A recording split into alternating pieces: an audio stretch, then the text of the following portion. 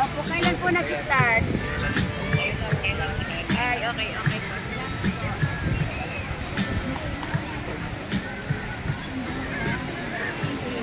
Ang paggawa pala rito guys ng sandcastle sa Boracay ay madali lang tingnan pero mahirap din gagawin. Yung madali lang dito guys, unang-una hindi mo kailangan dito ng napakaraming gamit. Yung kailangan mo lang dito guys buhangin, which is dito mo na mismo kunin sa gilid ng dagat. And din tubig na dito na rin kukunin sa dagat.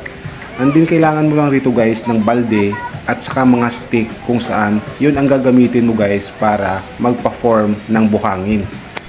At ang mahirap din dito guys ay kailangan mong magtiyaga dahil hindi ito basta-basta nakukuha sa isang oras lamang. Maraming oras po yung kailangan mong gugulin para magawa yung isang sandcastle.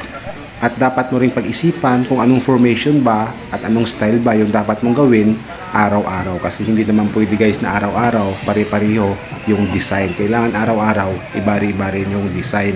So habang ginagawa itong sandcastle guys, maraming tao na po rito ang tumitingin, nag-aantay para siyempre magpakuha ng picture. So habang nag-aantay tayo rito guys na matapos yung kanilang paggawa, naglakad-lakad muna tayo ito sa tabi ng dagat at tumingin-tingin na rin guys sa paligid. Kung isipin mo guys, makikita mo yung napakaraming tao dito guys na parang mga langgam lang sa paligid ng dagat.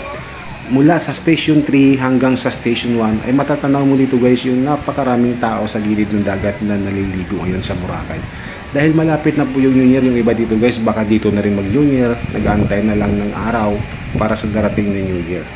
Yung iba ron dito guys, mayroon ng mga activities tulad na lamang yung nakikita nyo dyan, para sailing yan, ayan. And then yung mga boat na yan guys, sigurado ako mayroon ng mga island hopping na nagkakaroon sila din guys ng snorkeling. And then nandyan din siguro yung helmet diving, kasi nandyan na yun guys sa harap ng Boracay yung ginagawa ng mga activities.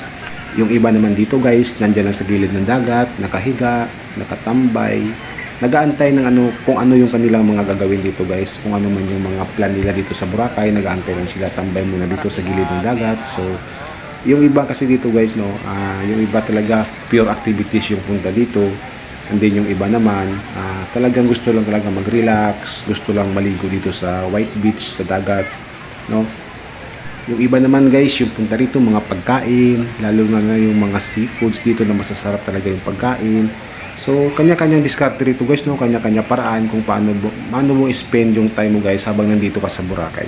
So, ayan guys, so kung nakikita nyo, mula dun sa Station 1, hanggang dito yan guys sa dulo ng Station 3, napakaraming tao talaga. At pagkatapos nga guys ng ilang oras natin, no, paglalakad dito sa gilid ng beachfront, ay bumalik na tayo rito guys kung saan ginagawa yung sandcastle para malaman natin at tingnan natin kung ano nga ba yung style ng kanilang ginawa ngayong araw. O ayan guys, di ba? So ito na nga po guys yung kanilang ginawa ni sandcastle ngayong araw. So ayan po guys, di ba napakaganda, pulido at talagang pinag-isipan. So ayan po guys, hanggang dito na lamang po sa ngayon. Sana patuloy nyo tayong suportahan. Salamat!